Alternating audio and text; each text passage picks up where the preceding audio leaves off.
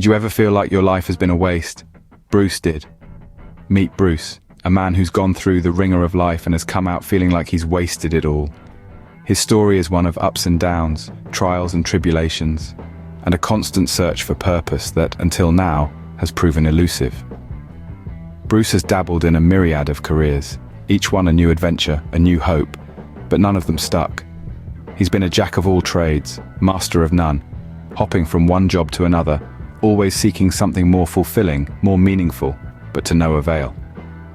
For over 2 decades, Bruce took a leap of faith and tried his hand at entrepreneurship. His wife supported him throughout, working tirelessly while he navigated the choppy waters of business ownership. But despite his best efforts, his venture didn't take off.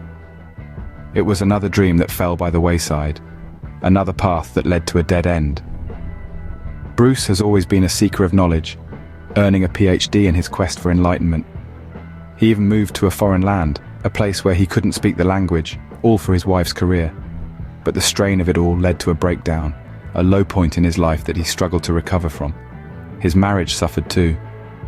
After years of being together, of supporting each other through thick and thin, Bruce and his wife separated. Now he lives alone in a small mobile home, working a job that doesn't challenge him, doesn't inspire him. It's a job that his boss says any 18-year-old could do.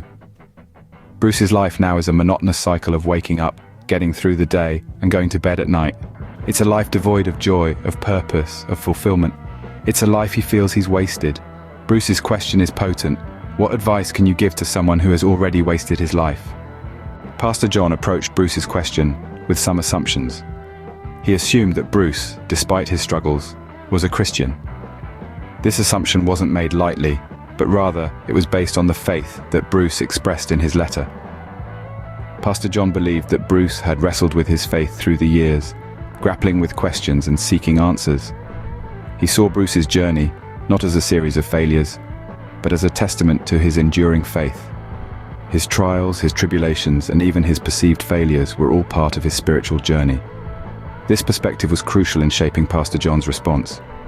It was a lens through which he viewed Bruce's life, a lens that recognized the inherent value and grace in every struggle. It was this lens that allowed him to see Bruce's life not as wasted, but as a life lived in search of meaning and purpose. Based on these assumptions, Pastor John prepared 5 pieces of advice. Pastor John's advice comes in the form of 5 gifts.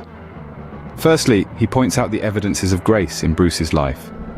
These are the signs that Bruce belongs to Jesus, the actions and decisions he would not have made if he were not a Christian. Pastor John reminds Bruce that these evidences of grace will be recognized by the Lord on the final day, and that they have not fallen in vain. Each of these signs of grace, even his failures, have been used by God for his own wise purposes. Secondly, Pastor John shares the story of the thief on the cross. This man wasted his entire life, except for the final hours. He repented, and Christ promised him paradise. The thief's good works in his final hours were evidence of his conversion and acceptance into heaven. Pastor John brings this story to light not to suggest that a few good deeds are enough, but to show that it's never too late for redemption and transformation. Thirdly, Pastor John highlights the potential of the remaining years of Bruce's life. At 64, Bruce could have, on average, 15 more years to live. That's 15 years to create a legacy, to make a difference, to continue to show evidence of God's grace in his life. The 4th gift is a reminder of the importance of faith. Bruce has spent decades in pursuit of success and fulfillment, but Pastor John encourages him to focus on his faith. By strengthening his relationship with God, Bruce can find purpose and meaning in his life, regardless of his circumstances. Finally, Pastor John emphasizes the power of prayer. He encourages Bruce to continue praying, seeking guidance and wisdom from God. In prayer, Bruce can find comfort, hope, and the strength to face each new day.